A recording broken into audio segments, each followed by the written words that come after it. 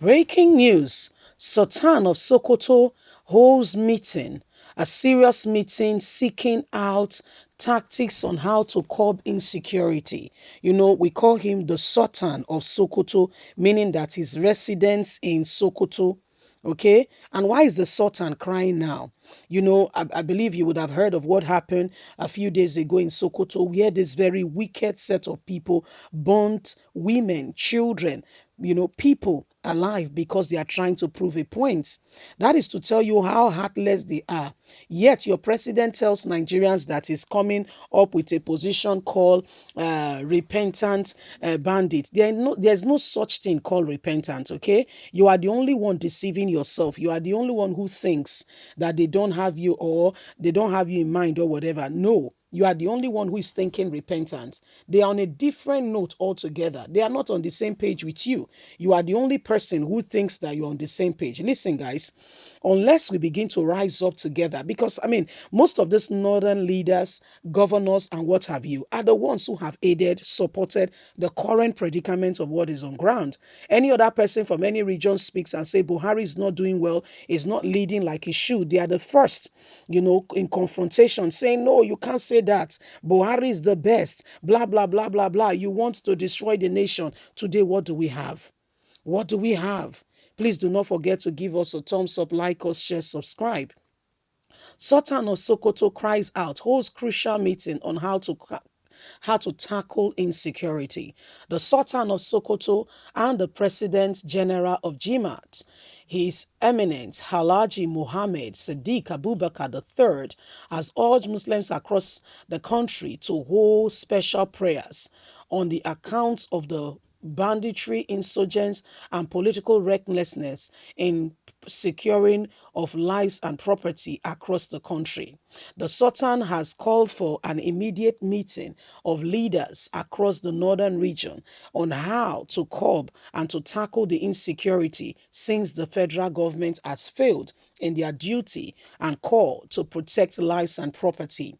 The Sultan is very displeased at the occurrence of the things that have gone on recently, especially in Sokoto, where people were burnt alive. The insecurity in the north continue to plague us in the face, and the government seem to run out of ideas on what to do. And so, as a people, we need to come together and see how we can provide solution to this reckless, arrogant killing going on. And so, calling on all Muslim faithful to do the needful to begin to rise up and pray and ensure that these things do not stand anymore. We must protect ourselves. We must protect our lives and our properties. We must ensure that everyone is safe. We must do everything we possibly can to ensure safety for all. The North is bleeding, and we must not stand up and allow these things to happen while we are alive. The Sultan said to all Muslims, the sin in all circumstances of our life, especially in the moment of grief, which we have now unfortunately found ourselves in as a result of misguided, corrupt politicians and their reckless arrogancy, calls for us to pray and to necessitate being humble before God. And he will look upon our humility and submission, and he will show us the way forward. For whomever he would open the door of prayers to must be willing.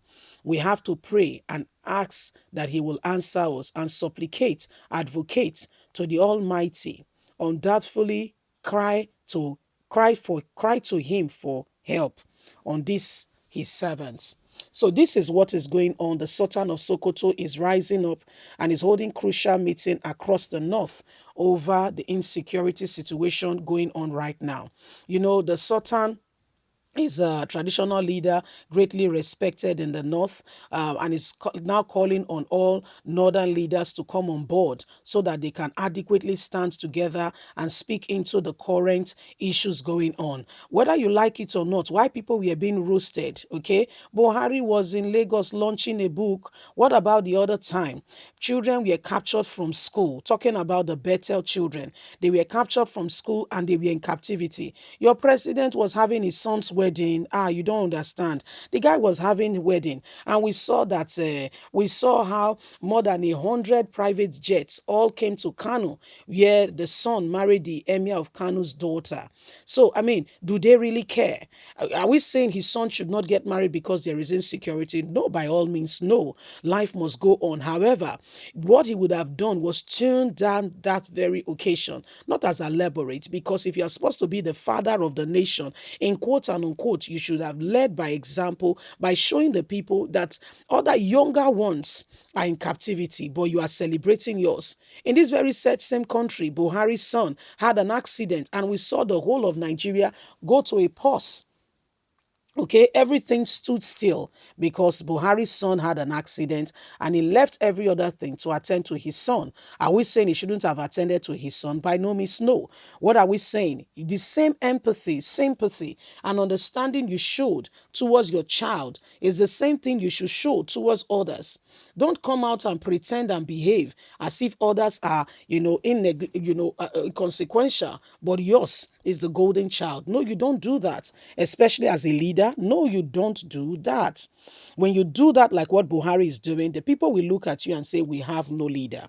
Of course, nobody will take you seriously and nobody will pay attention to anything you are saying or you've got to say, because the current predicament clearly shows to every one of us. I mean, even a child can say that the president does not care. And is he just saying it out of spite? The answer is no. They say by their fruits you will know them. By their actions you can tell who truly, really, and sincerely they are. So this is the situation. This is the case we have come to find ourselves as a people. So it is high time we all rise up from this present occasion. It is high time we all rise up and do not allow, these things to, overshadow us or becloud us, and we rise up to the truth that, what is going on, there is a way out. And what is that way? You and I rising up to the occasion and making a decisive position, taking real steps and saying this is the way forward and this is where we will go henceforth.